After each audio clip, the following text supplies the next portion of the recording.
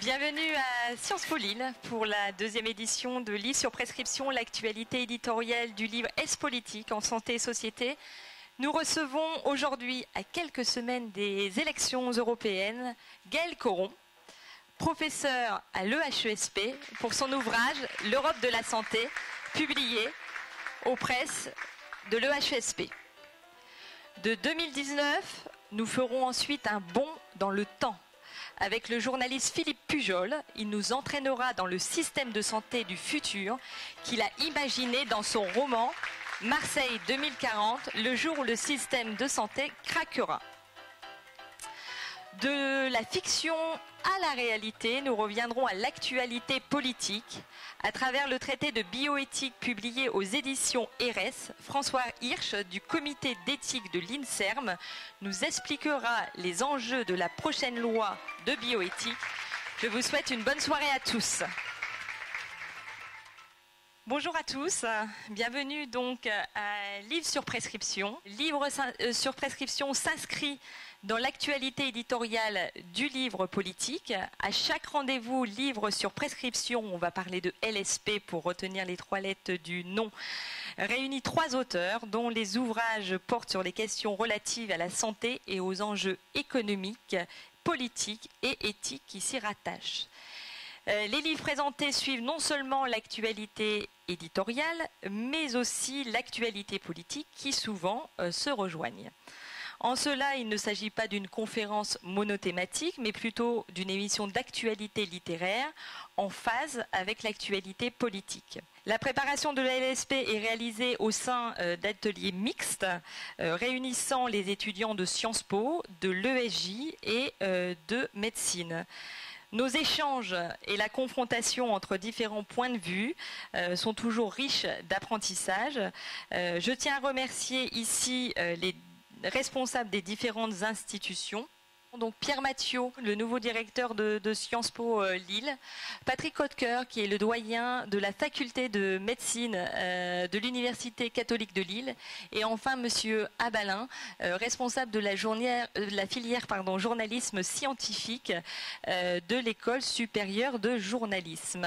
Aujourd'hui, nous avons la chance de recevoir trois auteurs de qualité pour parler de trois grands sujets d'actualité, l'Europe, la bioéthique et l'avenir du système de santé.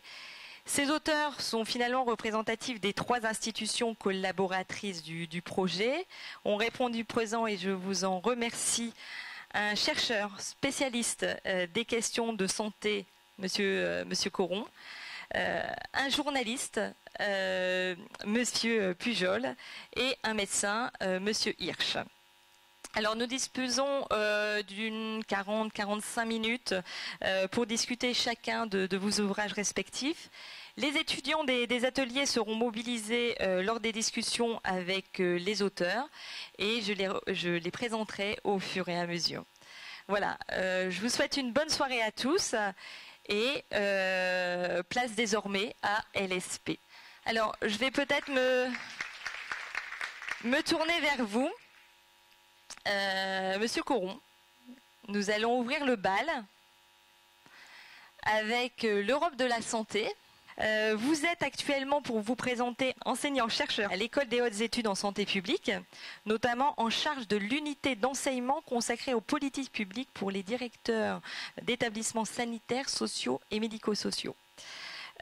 Après une formation initiale en droit et en sciences politiques à l'université Robert Schuman et à Sciences Po Strasbourg, vous avez soutenu une thèse de sociologie en 2006 sur la politique européenne en matière de protection sociale. Aujourd'hui, en revanche, vos recherches se concentrent davantage sur ce champ d'études qu'est l'Europe de la santé. Avec l'Europe de la santé, donc le livre qui a été publié aux presses de l'École de la santé tout récemment, là en 2018, eh bien, vous signez votre première direction d'ouvrage. Il s'agit en effet d'un ouvrage collectif qui réunit des membres de l'administration française en charge des questions européennes, des juristes, des sociologues, des politistes. Il est censé, ce livre, nous permettre de comprendre concrètement le circuit des décisions européennes en matière de santé. Donc, ma première question, c'est quelles sont vos ambitions, quelles ont été vos ambitions en écrivant ce livre et à qui cet ouvrage s'adresse-t-il? Est-ce que les personnes qui sont intéressées à l'heure actuelle par les élections européennes peuvent, est-ce que c'est accessible à ces personnes-là? Ou c'était pas dans ce but-là? Je pense que oui, en partie, mais je dirais qu'il a un double public qui correspond. Alors pour contextualiser un peu le livre, le HESP, donc l'École des hautes études en santé publique, a candidaté pour un module Jean Monnet, donc, qui est un programme d'enseignement financé par la Commission européenne, donc il procède par appel d'offres. Et pendant 3 ans, de 2014 à 2017, s'est tenu à l'EHESP, donc ce module Jean Monnet. Et donc l'objectif, tel qu'il était rédigé, c'était de réfléchir à la question de l'intégration européenne dans le champ de la santé, mais par un prisme qui est plus fondamentalement assez français, on va le dire. C'est-à-dire en quoi, puisque ça s'adresse à un public, le public des cours était un public de futurs fonctionnaires ayant réussi le concours, destinés à être des cadres du système de santé, en quoi l'Europe change leur métier, globalement. Donc il y a un public naturellement de professionnels, qui est pour ces cadres de santé, en quoi l'Europe va changer leur métier, est en train de changer leur métier. Et puis il y a un public qui est un peu plus d'universitaires, d'académiques, qui là, effectivement, vous avez dit que c'est pluridisciplinaire. Il y a des juristes, il y a des politistes et des sociologues, mais je dirais que le prisme global est quand même plus du côté de la sociologie de l'action publique. Donc c'est-à-dire de comprendre, alors contrairement par exemple à d'autres approches, non pas ce que doit être une politique européenne de santé, chose sur laquelle nous avons vu que je n'ai pas grand-chose à dire, mais à peu près ce qu'elle est à l'heure actuelle, à travers les jeux de pouvoir qu'il y a au niveau à la fois national, au niveau européen, et en descendant même jusqu'au niveau local, si vous voulez. Par exemple, comment un établissement peut se saisir de l'opportunité que peut présenter des financements européens. Donc c'est une réflexion, je dirais, à dimension professionnelle pour les figures cadres du système de santé, ou toute personne qui a envie de comprendre, en fait, en partant non pas, si vous voulez, d'une approche par les traités, parce que dans les traités, de toute façon, il est dit qu'il n'y a pas de politique européenne de santé. Alors justement, ça c'est ma question, c'est ma prochaine question. Est-ce qu'il existe une politique européenne de la santé? Alors, je suis en train de projeter une frise. Oui. Elle correspond au premier chapitre de votre ouvrage, oui, qui explique en fait que c'est un grand marché, en quelque sorte. Alors là, le premier chapitre, il est rédigé par Alban Daven, donc qui a soutenu sa thèse il n'y a pas très longtemps sur la question justement de cette européanisation à partir d'une comparaison de comment quelle place a eu la France dans la création. Il a comparé avec la Suède. Donc c'est lui qui fait ce chapitre introductif où il replace un petit peu historiquement en fait le système la construction européenne dans le champ de la santé. Alors, on voit qu'en 1952, ça apparaît à rouge, il y a une tentative vraiment de construction d'une Europe de la santé. Oui, c'est la fameuse communauté européenne de santé. Je dis fameuse, mais c'est presque une blague parce qu'en fait, peu de gens en ont entendu parler. C'est le pool blanc. Le pool blanc. Alors pourquoi? Parce que c'était en même temps que c'était un projet qui était contemporain la CECA. Donc c'était charbon-acier, pour les gueules noires. Donc c'était le pool noir d'un côté et le pool blanc pour les blouses blanches, si vous voulez. Pourquoi c'était défini journalistiquement comme le pool blanc, si vous voulez. Mais ce qui est intéressant, c'est qu'on a souvent tendance à dire que l'Europe, de par sa nature, ne peut pas s'occuper de la santé. Il faut bien avoir dans l'idée que en fait, ça correspond à une trajectoire historique et qu'au début de cette trajectoire historique, la CES a coulé. Et que ça va marquer l'impossibilité, tout au moins dans ceux qui vont initier, d'harmoniser avec une dimension très réglementaire C'est pas l'Europe qui va dire combien d'hôpitaux il faut, c'est pas l'Europe qui va déterminer les systèmes de soins de premier recours, etc. Tout ça, je crois qu'on peut dater de l'échec initial de la CES, au moins le propos d'Alban Daven, cette sorte d'empêchement initial qui va perdurer un petit peu dans le temps.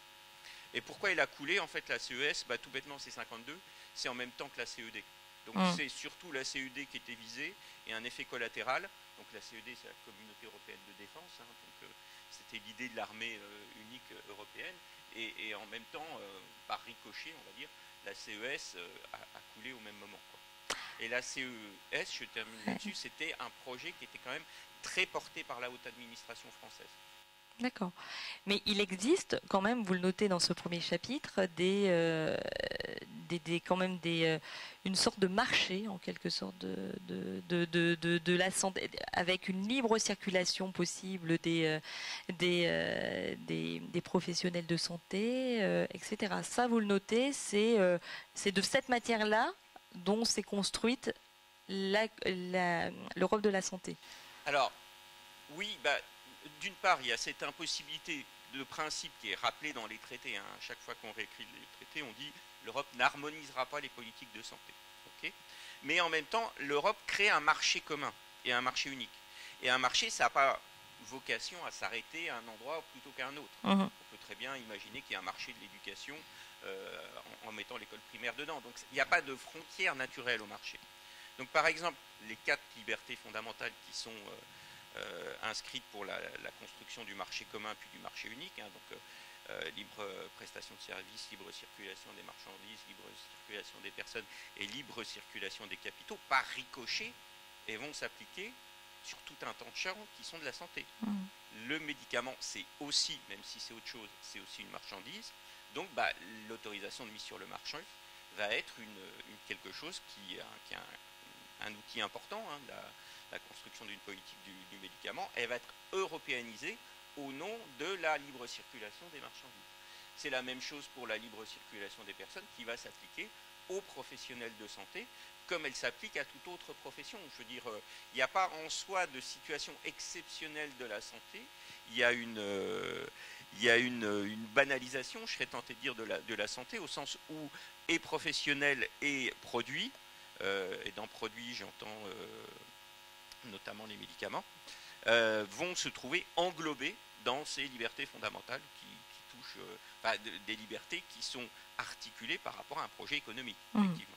C'est la première étape, je dirais, d'impact.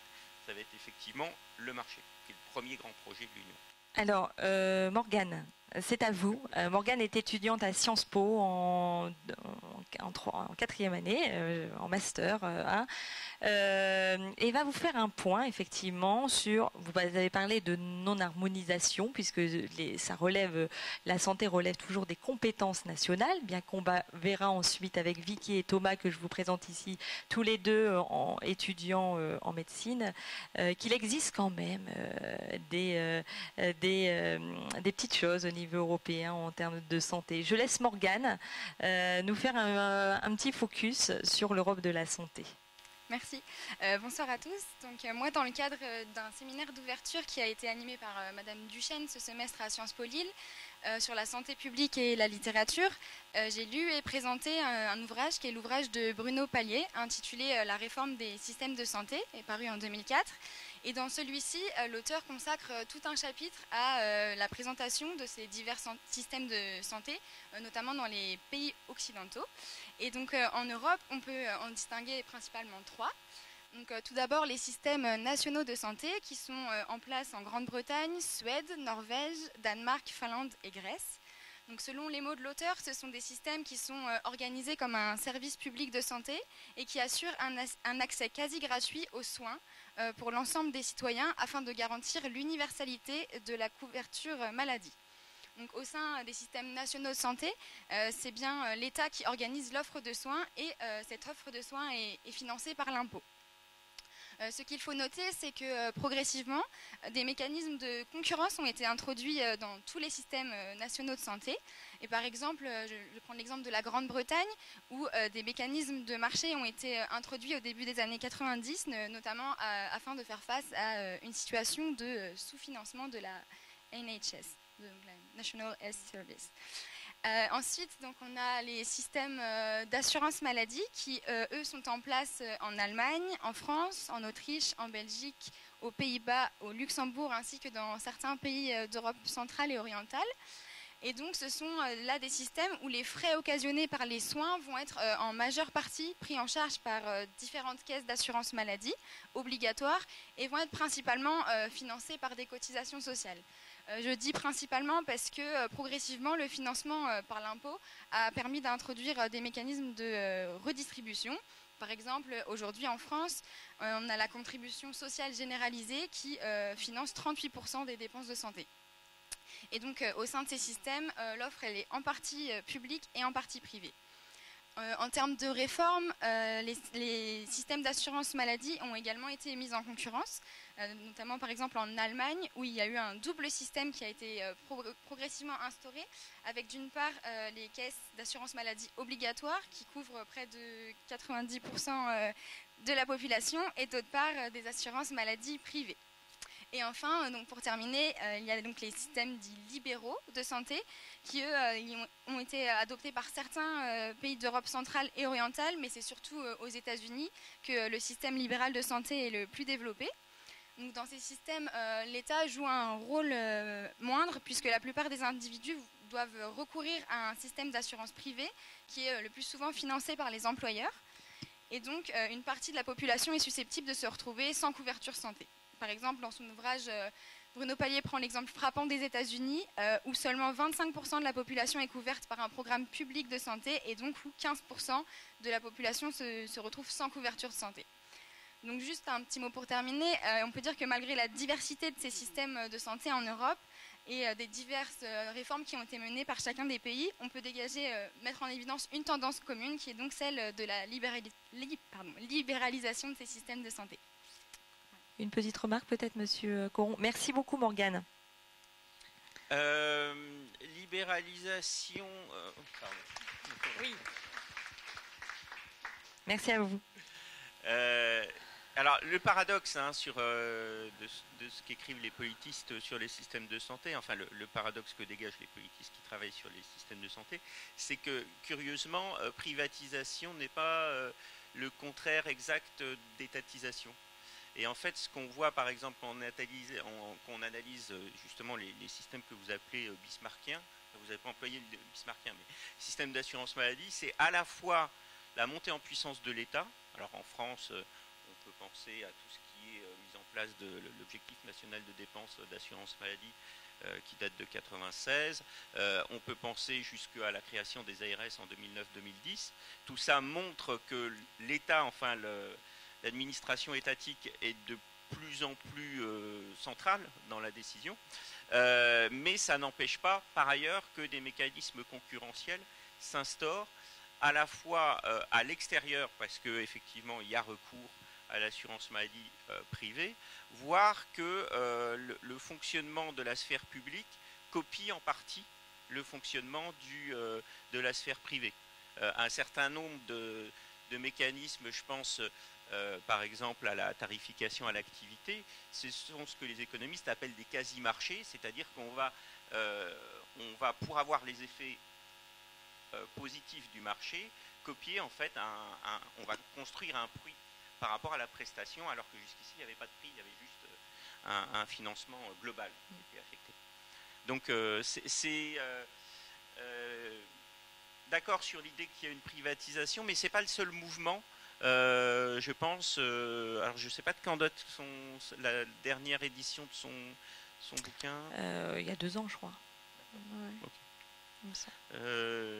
Les deux, étatisation et privatisation, ne sont pas antithétiques. Tout à fait. Donc, merci en tout cas, Morgane. C'est bien d'avoir fait un lien entre 2 ouvrages.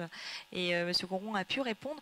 Je crois, Vicky, encore une fois, Vicky Bourguin, étudiante en médecine en 3e année.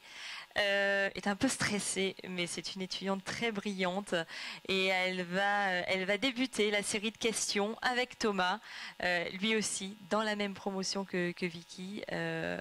Donc la première question de Vicky, allez-y pour Monsieur Coron. Bonsoir. Donc moi je vais revenir sur ce qui a été dit juste avant. Et ma question, c'est l'Europe de la santé est-elle qu'un grand marché des soins? Et je crois que ça va s'afficher. Alors même que l'on sait que les pays membres, finalement, présentent les mêmes préoccupations, donc notamment, on le voit ici, le vieillissement de la population, le tabac, qui est d'ailleurs repris à plusieurs reprises dans votre livre. Donc finalement, l'Europe de la santé n'est-elle que ça, alors même qu'il y a des préoccupations en commun entre les différents pays membres?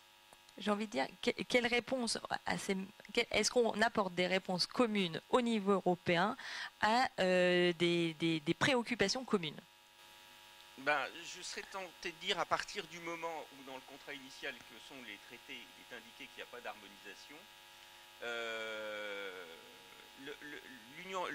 la grosse erreur quand on parle de l'Union européenne, c'est de penser que c'est un État, c'est-à-dire une organisation à compétence générale.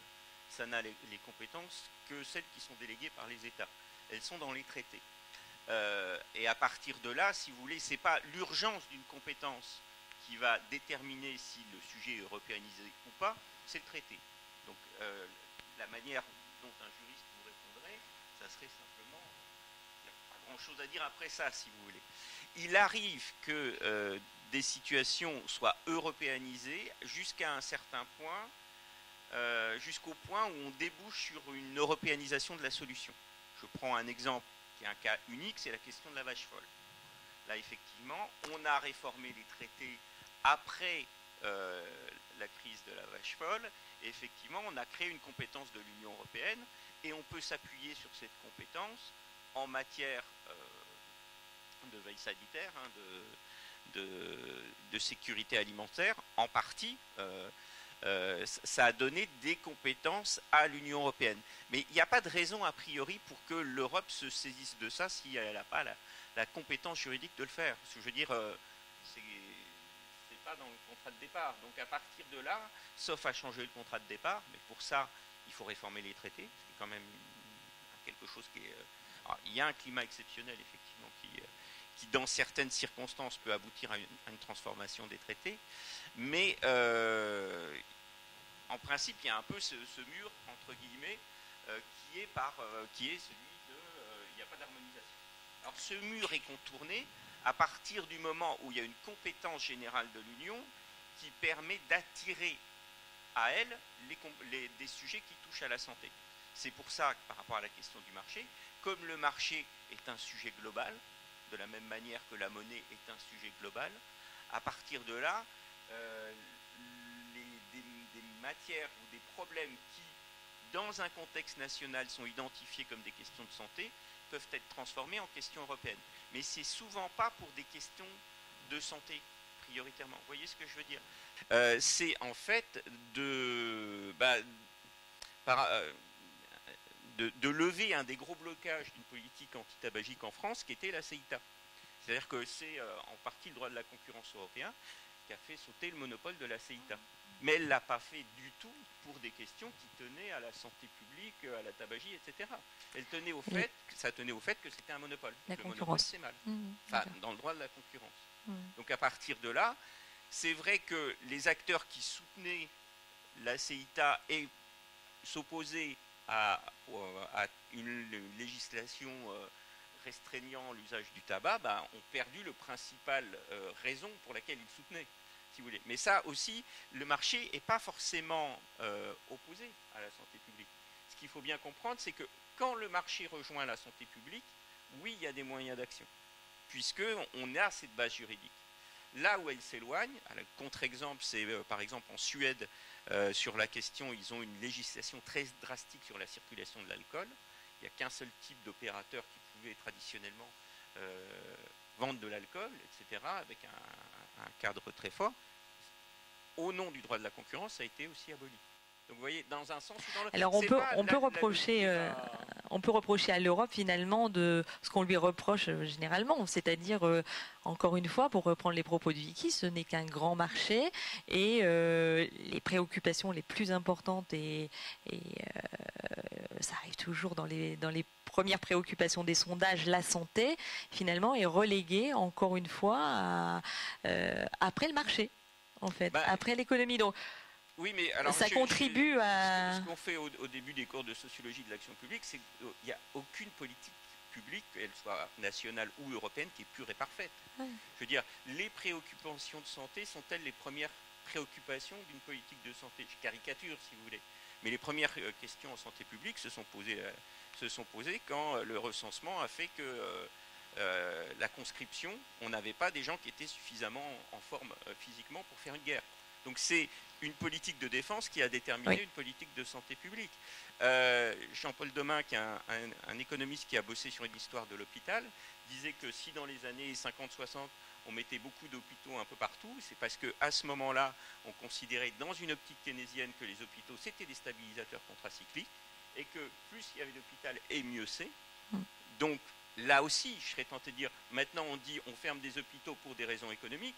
Il y a 40 ans, on ouvrait des hôpitaux pour des raisons économiques. Il n'y a jamais, dans le fonctionnement d'une politique publique, si on sort d'une vision naïve avec un peu hérité de la philosophie de l'État de Hegel qui dit qu'il y a un opérateur central qui sait tout et qui décide d'une manière purement rationnelle, c'est toujours un mélange, si vous voulez. Et là-dedans, c'est difficile de trancher entre le bon et le mauvais, si vous voulez.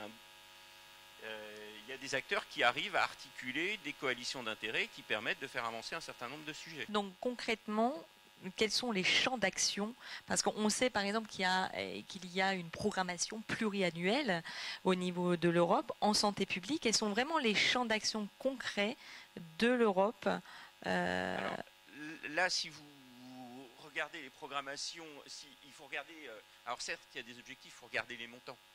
Et les montants, en règle générale, comparés aux budgets nationaux... Alors justement, ici, on a le camembert des montants et on ne voit pas, la santé n'apparaît pas vraiment... S'il n'y a pas de compétences, il n'y a pas de raison qu'il y ait de montants qui aillent avec, je serais tenté de dire. Après, il y a par exemple, dans les fonds structurels que vous devez voir... Alors oui, c'est une division... c'est un petit peu compliqué. Cohésion, voilà. Cohésion économique, sociale et territoriale. Là, c'est justement quelque chose qui est traité à deux reprises dans le livre, parce qu'un établissement de santé peut démontrer qu'il a une action sur la cohésion structurelle, ou ce qu'on appellerait, dans le vieux jargon de l'administration française, l'aménagement du territoire.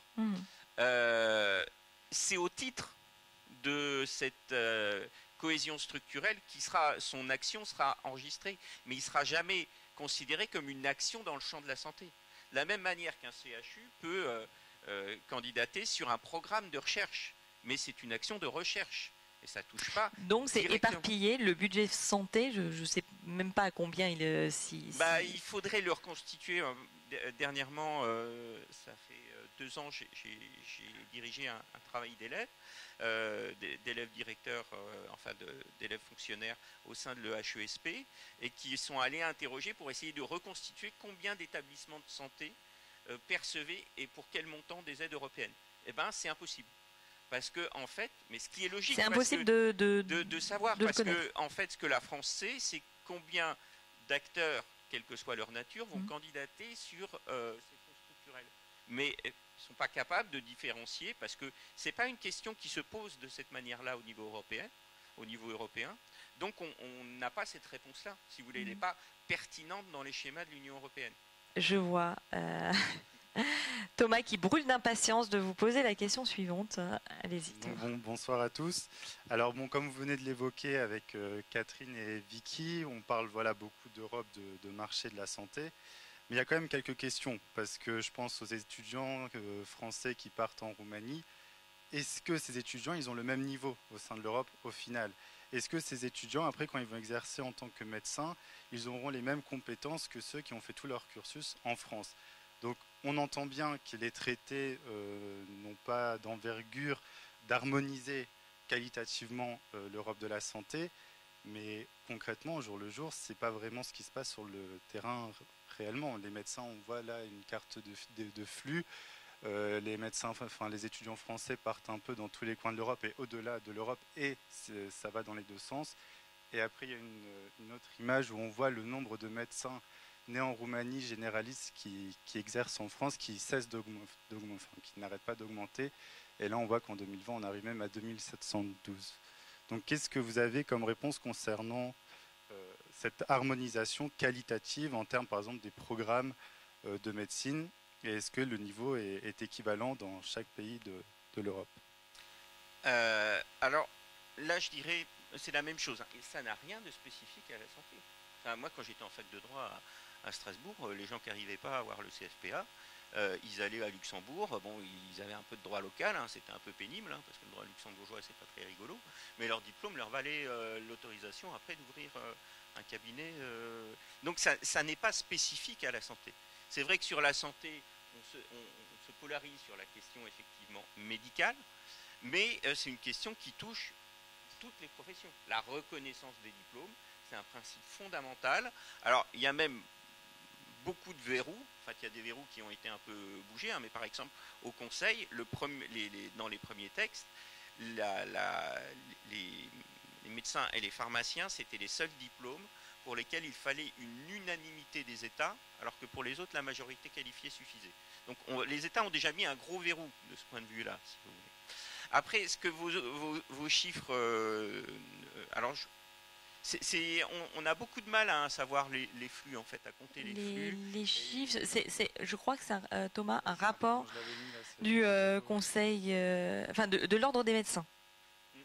Parce qu'il y a aussi la situation dans un certain nombre de spécialités, de Français qui, ayant raté la première année, vont faire leur première année. Alors en Roumanie, parce qu'il y a une tradition un peu francophone, et donc c'est effectivement plus facile d'avoir des cours en français, etc. Donc ceux-là, si vous voulez, alors par rapport à la question linguistique, il n'y a pas de... Enfin, je veux dire, c'est pas la question. Il y a la question de la qualité, c'est très difficile de déterminer la qualité d'une formation. Après, les établissements de santé qui les engagent peuvent mettre en place leurs propres critères. Il y a un logiciel qui permet de vérifier, mais qui compte en nombre de temps et de durée de formation avec les fameuses CTS et des choses dans le genre. C'est-à-dire, on sait combien de semestres de ça on a eu, et puis on peut vérifier. Après, on peut toujours mettre en cause la compétence globale de ces professionnels ou l'obstacle linguistique. Maintenant, pour trancher d'une manière générale, je ne sais pas, et je ne suis même pas sûr que leur manière de faire, si elle est différente des Français, soit forcément plus mauvaise. Vous voyez ce que je veux dire? Après là, n'étant pas médecin, je n'ai aucune capacité de vous le dire sur le fond, donc la réponse de ce point de vue-là, je ne peux pas vous la donner. Et même un médecin, je pense que la connaissance spécialité par spécialité, la connaissance du niveau moyen des gens qui arrivent d'un autre pays de l'Union européenne est difficile à déterminer, quoi. Hormis l'employeur qui est l'établissement de santé, quoi. Ou alors, si on est en situation libérale, c'est autre chose. En tout cas, pour conclure, c'est vrai que compte tenu de la pénurie des médecins dans les hôpitaux, c'est vrai que ces médecins permettent aussi, il faut le dire, à un moment donné, aux hôpitaux de fonctionner. Sans eux, ce ne serait pas le cas dans bon nombre d'hôpitaux. Il y a des accords bilatéraux qui vont au-delà de l'Union européenne, qui ont un rôle important. Il n'y a pas de pénurie, mais ça, vous le savez, et puis je suppose que on a dû le dire, soit les éditions précédentes de la manifestation. Il n'y a pas de pénurie globale de médecins, il y a une pénurie géographique et par spécialité, mais si vous prenez la moyenne en France des médecins par rapport au reste de l'Union européenne, on n'est pas à plaindre.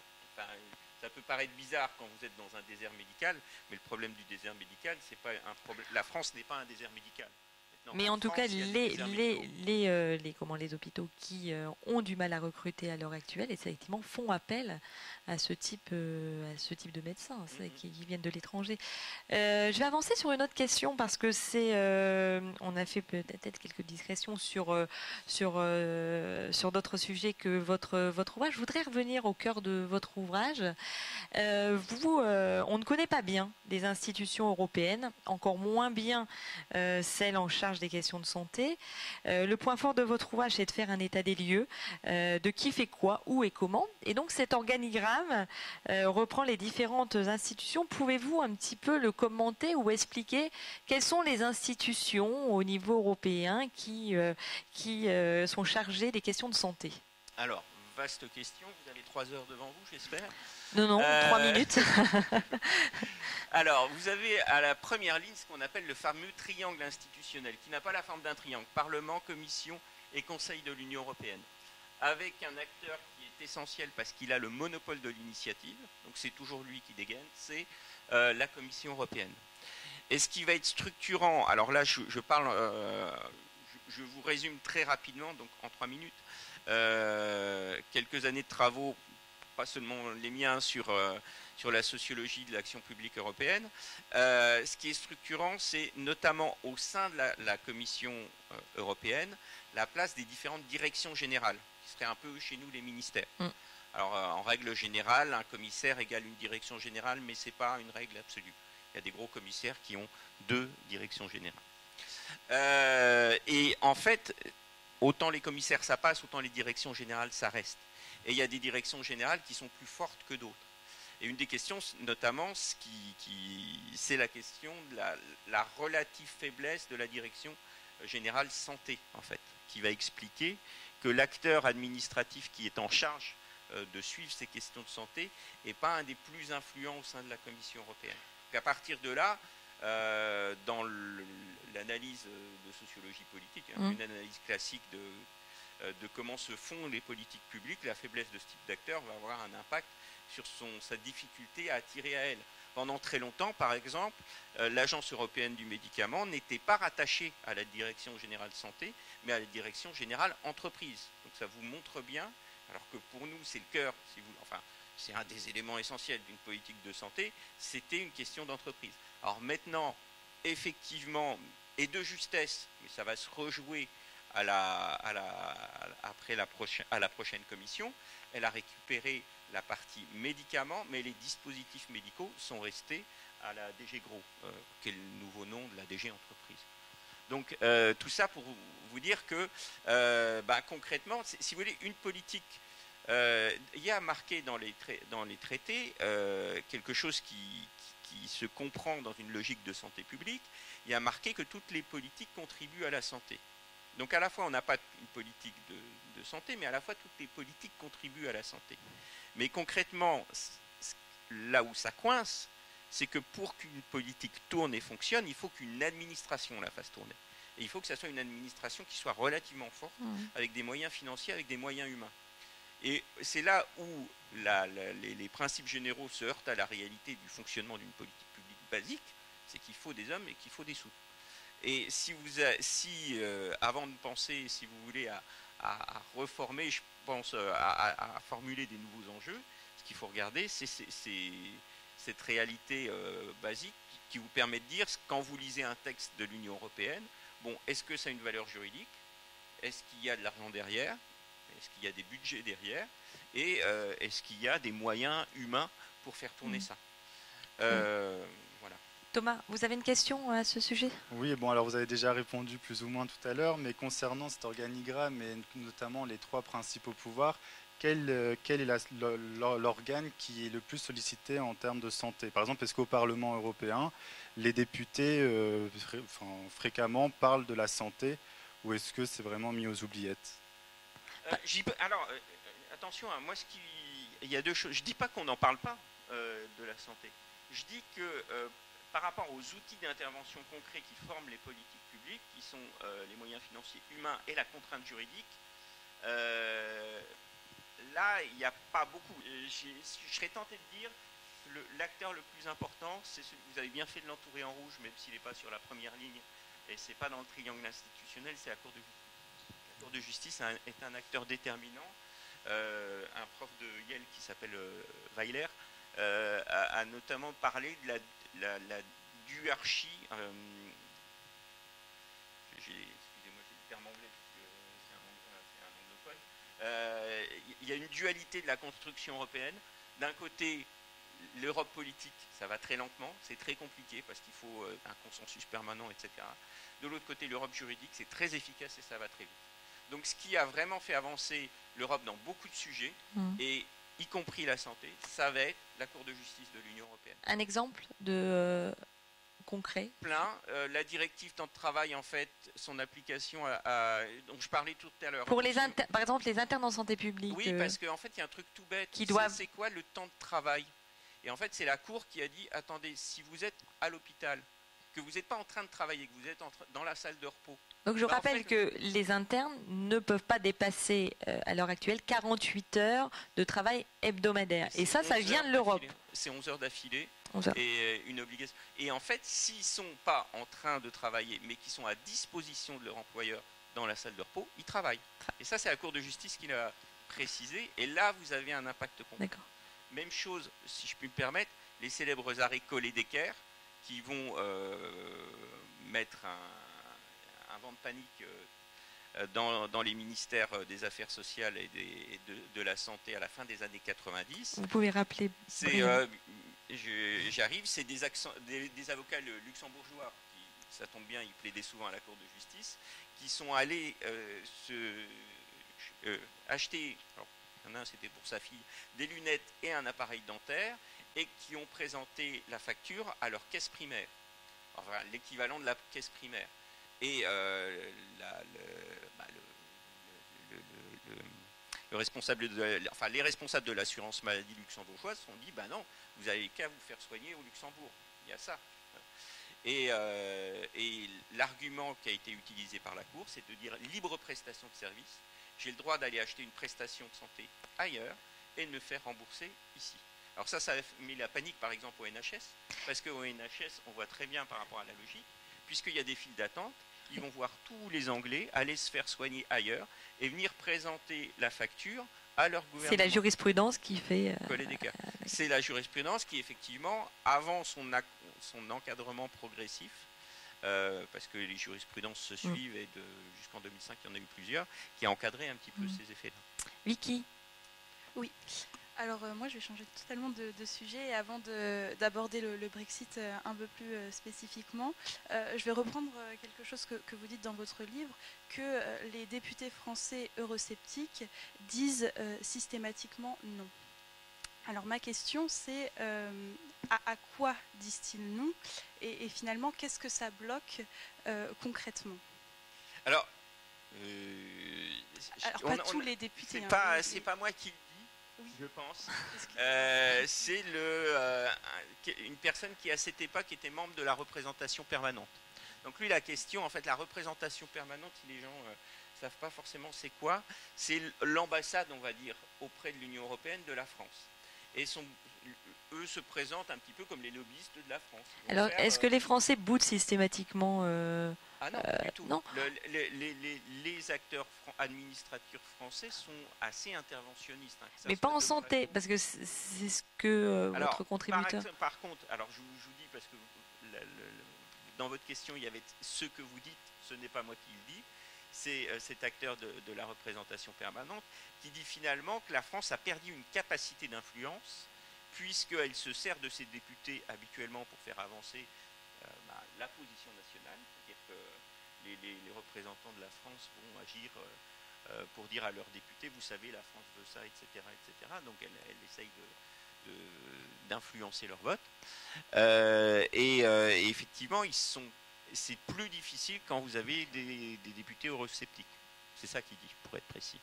Alors, est-ce que les eurosceptiques... Après, le terme d'eurosceptique est un petit peu compliqué en sciences politiques. Tout le monde n'est pas d'accord sur son usage, si vous voulez, au sens où vous réduisez à un critère unique des gens qui ont quand même des positions qui ne sont pas tout à fait les mêmes sur tout un tas de sujets. Donc c'est pas forcément le bon critère. On a repris une citation en fait voilà, et on a voulu un petit peu parce que c'est logique pour un praticien, si vous voulez, où lui il va quantifier quel député je peux aller voir pour faire passer la position française et qui est efficace pour relayer la position française. Il y a une question qui viendra tout à l'heure sur les lobbies là-dessus. Je crois vous aviez parlé du Brexit, c'est ça? Vous vouliez peut-être? Oui, ouais, parce qu'on parle des eurosceptiques, mais concrètement, on a bien vu que par exemple avec l'Angleterre, ça a mené au Brexit. Donc même si les eurosceptiques ne sont pas tout le temps d'accord avec eux, au final, on voit aujourd'hui dans nos pays voisins qu'ils sont quand même émergents et qui gagnent. Donc concrètement, voilà, on voulait vous demander quelles conséquences pour le Brexit. On sait que l'Agence européenne du médicament va être transférée à Amsterdam car elle se trouvait à Londres. Mais à part ça, en termes d'emploi, par exemple, qu'est-ce que vous pouvez nous dire sur de la santé, par exemple? Alors là, il faudrait être... 4 heures. Mes condoléances à Lille qui n'a pas récupéré l'Agence européenne du médicament, premier point. Elle va aller à Amsterdam, c'est ça? Amsterdam. Mais je crois que vous étiez candidat. On était candidat, mais bon. Ils ont reproché au président qu'on n'a pas été assez soutenu. Non, mais alors personne ne peut vous le dire. Enfin, honnêtement, mais en termes de santé, par exemple, vous parliez à l'Agence européenne des médicaments, ceux qui travaillaient là-bas, qu'est-ce qu'ils deviennent à Londres? Je peux me permettre. En fait, tous les citoyens anglais doivent quitter les institutions européennes à partir du moment où il y a le Brexit. Donc ceux qui étaient à l'EMA à Londres sont restés à Londres. Ils ne sont certainement pas partis. Enfin, la Commission ne va pas leur payer le déménagement sur Amsterdam. Et ils sont à Amsterdam depuis avril. Ça, je sais. Voilà, c'est la règle du jeu. Mais est-ce que là, dans un autre registre, est-ce que les Anglais pourront venir encore se faire soigner, par exemple, en France? Ça, c'est... S'il y a sortie du marché unique et sortie des règles, il reste des accords bilatéraux qui sont ou multilatéraux. Ou des médecins, est-ce qu'ils pourront venir encore avec la reconnaissance des diplômes de l'Europe? La reconnaissance des diplômes, a priori, non. Maintenant, il ne vous a pas échappé que le visage définitif du Brexit, en fait, à l'heure actuelle, on n'en sait à peu près rien du tout, quoi. Si on vous avait dit il y a 2 mois qu'il y allait avoir des députés européens britanniques, tout le monde était sûr que c'était une absurdité totale. Donc ce n'est pas une absurdité totale, sans qu'on sache si ça aura véritablement... À suivre, sujet d'avenir. Oui. Si je peux me permettre un petit peu en santé, vous le verrez tout à l'heure, donc j'appartiens à un comité de protection de personnes, donc qui est un comité qui est labellisé par la DGS et qui reprend... Direction générale de la santé. Direction générale de la santé, donc qui évalue les aspects éthiques de recherche clinique qui seront conduites sur le territoire français. Et on a reçu, il y a peu de temps, un courrier du directeur général de la santé en disant qu'à partir du moment où l'Angleterre aurait voté son Brexit, les projets venant d'Angleterre seront considérés comme des projets d'État tiers, que ce soit américain ou autre. Donc vraiment, c'est une fracture assez drastique. Donc conséquence. Mais pour l'instant, on ne sait pas ce qui va se passer d'ici octobre. Je pense que c'est d'ici Halloween, je crois. D'ici Halloween. On va... je crois... Vicky, vous avez pris le micro, donc c'est le signe d'une nouvelle question. Raphaël Coesme, qui est un des contributeurs à l'ouvrage, consacre tout un chapitre sur la transposition. Sommes-nous envahis par les normes européennes? Une grande partie de l'influence européenne se fait pas par la question de la législation. Je pense notamment sur la question du cadrage budgétaire, qui est un élément surdéterminant de toutes les politiques nationales. C'est-à-dire qu'en 87... Le 3% du PIB. Voilà, et les 60% du...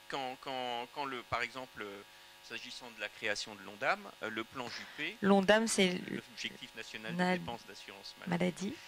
Le plan Juppé est défendu par Alain Juppé en disant il faut ça pour entrer dans l'euro.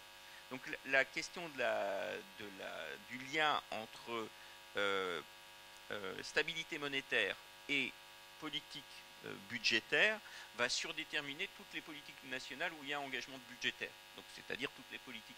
Donc c'est plus ça qui est important pour comprendre l'influence de l'Union européenne que de comprendre les normes. Je serais tenté de dire les lois ou compter les lois ne vous dit rien véritablement. Enfin, pour moi, c'est pas le sujet essentiel. Et il y a un autre argument par rapport à ça, c'est qu'il ne faut pas oublier que la France, comme n'importe quel pays, elle contribue à la création de ces normes. Donc il y a une manière un peu paradoxale de dire l'Europe nous oblige à faire ça.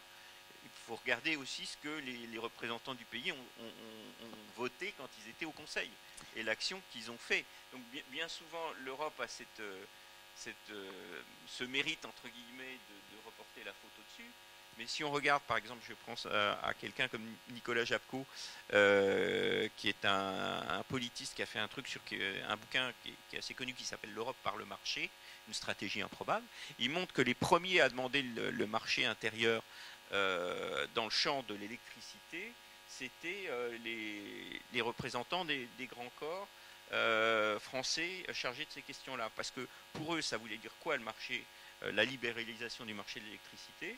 C'était dans les années 80, on avait des surplus grâce à nos programmes nucléaires, on va exporter partout en Europe. Et après, cette libéralisation, c'est ce que raconte Jabko, a été vue comme l'Europe nous a forcé à avoir un marché libéralisé de l'électricité. Pas tant que ça, finalement, si on fait un peu d'histoire. En tout cas, c'est ce qu'on entend souvent. On croule sous les normes européennes. C'est la faute de l'Europe. L'Europe, il y a un déficit démocratique, c'est ce qu'on entend souvent. Les décisions sont prises à un niveau qui est supranational. On ne sait pas vraiment comment elles sont prises. Bref, il y a une sorte alors déjà, est-ce qu'une réalité? Mais j'ai envie de dire, on s'attaque souvent au lobby. Et vous parlez beaucoup de lobby, vous donnez même l'exemple, je crois, d'un cache investigation. Je ne sais pas si on le prononce à l'anglais ou à la française, avec Élise Lucet. Vous connaissez cette émission télé qui va à la rencontre des lobbyistes européens. On voit bien qu'il y a une méfiance, un tabou autour de tout ça. Vous avez étudié dans cet ouvrage-là. Qu'est-ce que vous avez appris des lobbies en Europe? Là aussi, il faut sur la santé, César, toujours. César, ce chapitre-là, il est écrit par Sébastien Guigné, qui est un poétiste qui maintenant travaille à Bordeaux et qui a travaillé plus spécifiquement cette question de lobbying. J'ajoute, c'est que finalement, il y a des spécialistes de l'Union européenne, il n'y en a plus tellement, puisque vous êtes spécialisé d'une politique européenne. Il n'y a pas de... Et par exemple, le lobbying, c'est un sujet en soi et de carrière en soi. Donc c'est Sébastien Guigné qui dirige qui écrit ce chapitre et qui après procède à 2 entretiens, l'un avec un représentant des hôpitaux et l'autre avec un représentant d'une association de patients. De patients, oui. Le lobbying, c'est très compliqué comme pratique à expliquer, parce que là aussi il y a un décalage culturel assez clair entre Bruxelles et Paris. Pour parler d'un sujet précis, par exemple le tabac, oui. Avec le paquet neutre par exemple, on a tout un courant de lobby, et ce qui a priori, d'après ce qu'on peut comprendre dans l'ouvrage, c'est qu'ils ont une puissance financière importante qui leur donne cette puissance politique finalement au niveau européen. Alors est-ce que c'est vrai ça? Alors dans les lobbies, vous avez tout. Vous avez de l'industrie. Je veux dire par là, ça dépend quel terme vous utilisez. Lobby au sens de la Commission européenne ou d'un certain nombre de textes, c'est tout groupe d'intérêt. Mais dedans, vous avez des syndicats, des ONG, etc. Il n'y a pas que des entreprises, des industries. Après, la puissance de feu financière est différente. C'est là où ça se joue. Mais d'un autre côté, si vous voulez, les lobbyistes industriels vont généralement pas avoir envie d'arriver uniquement avec l'étiquette industrielle. Ils peuvent le faire dans le cas, par exemple, avec l'argument emploi, qui va être un argument qui va être très largement utilisé. Mais par exemple, ils peuvent financer et documenter des associations de patients aussi. C'est quelque chose qui est assez courant, si vous voulez. Voir un exemple, mais après, les regroupements d'intérêts, par exemple, les représentants des hôpitaux, ils racontaient qu'une fois il reçoit le coup de fil de quelqu'un qui représente l'industrie de la climatisation, qui lui dit attention, il y a une législation européenne qui va passer, qui lui va demander un changement global. Il ne voit pas du tout pourquoi lui ça l'interpelle. Mais quand vous regardez pour un hôpital, enfin, qui a de la clim? Les cinémas, les hôpitaux. Les hôpitaux, dans un budget, c'est énorme. Vous voyez ce que je veux dire? Donc là, le lobby du gaz fréon, si vous voulez, je ne connais rien, mais enfin, les climatiseurs, il va s'appuyer sur un lobby d'intérêt général, enfin, qui est perçu comme ayant un impact d'intérêt. Mais finalement, c'est un intérêt bien compris des deux côtés, si vous voulez. Et c'est assez rationnel, si vous voulez, qu'un représentant des hôpitaux s'intéresse à certains coûts qui vont peser sur le fonctionnement d'un établissement. Donc il n'y a rien d'illégitime là-dedans, si vous voulez. Après, effectivement, il y a des lobbies. Alors, je n'ai pas répondu à votre question, mais il y a des lobbies, par exemple, des lobbies qui sont des substances qui ont des effets sur la santé. Vous voulez aborder peut-être le sujet, Vicky, je crois que c'est exactement ce que vous alliez aborder. Oui, ma question c'est qu'effectivement on a l'impression que des lobbies sont à l'œuvre avec des intérêts en jeu, et donc on aimerait aborder la question du glyphosate avec vous. Avant que vous puissiez vous exprimer, je me suis un petit peu intéressée sur cette question et les décisions européennes qui ont été prises. Et d'abord, en mars 2015, donc, le Centre international de recherche sur le cancer rend un rapport qui juge le glyphosate comme probablement cancérogène. S'ensuit en novembre 2015, puis en mars 2017, deux rapports qui sont cette fois-ci rendus par des agences européennes qui étaient donc l'Autorité européenne de sécurité des aliments et l'Agence européenne des produits chimiques, et qui, elles, ne jugent pas le glyphosate comme probablement cancérogène. La décision européenne qui a été dernièrement prise, c'est une nouvelle date d'expiration de l'autorisation du glyphosate en Europe fin 2022.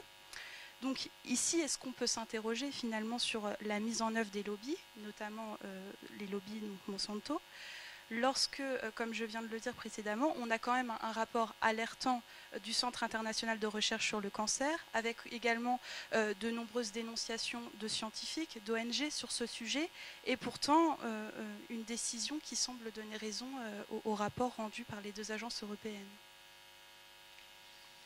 Ça mériterait une étude en soi, et sans travail empirique publié par des politiques sur le sujet, moi je suis complètement incapable de vous dire la réponse à la question que vous me posez. Je veux dire, ou travail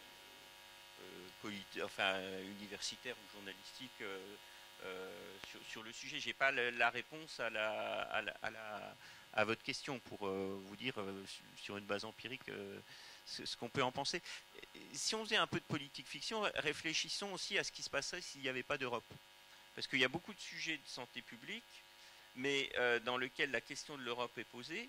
Mais au final, le lobbying, il y a deux manières d'intervenir du lobbying. Il y a directement sur la Commission, par exemple, dans un certain nombre de cas, mais il y a aussi les industries ou les acteurs économiques qui vont aller voir leur gouvernement, qui vont se faire leur porte-parole, et c'est vrai pour les pays qui ont des industries assez importantes. Souvent on voit les gouvernements monter au créneau pour défendre leur industrie, ce qui est aussi assez logique. Il y a beaucoup de crises sanitaires, enfin sans vouloir dédouaner l'Union européenne de tout. On voit par exemple le Mediator, ce n'est pas une question de l'Union européenne ni d'autorisation de mise sur le marché. C'est plutôt la proximité entre un gouvernement et son producteur national qui est soutenu parce que c'est un acteur national. Et de ce point de vue-là, la mise en concurrence des acteurs, ça peut aussi avoir cet effet de décoller ce lien entre le producteur national et son gouvernement de tutelle, qui sera quand même assez sensible à la question de l'emploi. Vous voyez ce que je veux dire ? Oui. Donc je ne dis pas que, n'ayant pas la réponse, je vous donne un certain nombre de généralités un petit peu sur le sujet. Actuellement, je ne peux pas vous répondre. J'ai envie de dire juste parce qu'on parle quand même de transparence vis-à-vis de ces lobbying dans ce chapitre. Donc ici, concrètement, on ne sait pas la place qu'a joué Monsanto ou que joue Monsanto sur les décisions européennes. On sait peu de choses, en fait. Et il y a justement, par exemple, Sébastien Guigné cite un truc assez rigolo, c'est-à-dire qu'un lobby pour couler un commissaire, pour ternir l'image d'un commissaire dont il suspectait qu'il allait prendre, et il allait faire avancer une législation anti-tabac, a fait courir le bruit qu'il était manipulé par les lobbies. Donc le stigmate du lobbying peut être utilisé par les lobbyistes eux-mêmes pour discréditer leurs adversaires. C'est quand ça les arrange, en fait. Non, mais c'est le jeu. C'est complexe, en fait. C'est complexe. Là où vous dire, et d'ailleurs, on ne sait pas ce qu'il en est au final de cette situation. C'est vrai que c'est flou. Alors, Ça va être ma dernière question finalement pour clore avec votre ouvrage. Est-ce qu'il y a un deuxième tome qui est prévu? Parce qu'on voit qu'il y a plein de questions qui sont toujours en suspens. Sur l'Europe de la santé. Est-ce que vous poursuivez, et ça sera le mot de la fin, ce module Jean Monnet à l'école des hautes études en santé publique sur ces questions européennes-là? Et est-ce qu'il y a un deuxième tome qui va sortir avec, pourquoi pas, des réponses aux questions non voilà, encore élucidées de Thomas et de Vicky? Dans les programmes européens de Jean Monnet, il y a 2 étapes, enfin il y en a plusieurs après, mais il y a les modules et il y a les chaires. Donc là, on a candidaté sur une chaire Jean Monnet, qui est un programme d'enseignement et de recherche autour des questions de l'Union européenne. Évidemment, puisqu'on est à l'EHESP, ça sera autour des questions. Votre livre est financé par la Commission européenne? Par le biais de ce ça. D'accord. Donc tout dépendra du financement? Oui, qu'il y a un appel d'offres. D'accord. Vous reviendrez ici, peut-être? Je l'espère, peut-être aux prochaines élections européennes, on pourra parler de l'avenir du Brexit, comment ça s'est passé. D'accord. Je vous remercie beaucoup, Monsieur Coron, d'être venu parmi nous. Merci à vous, Vicky, Thomas et Morgane, d'être intervenus. On peut les applaudir. Elles ont très bien travaillé. Merci à vous, vraiment.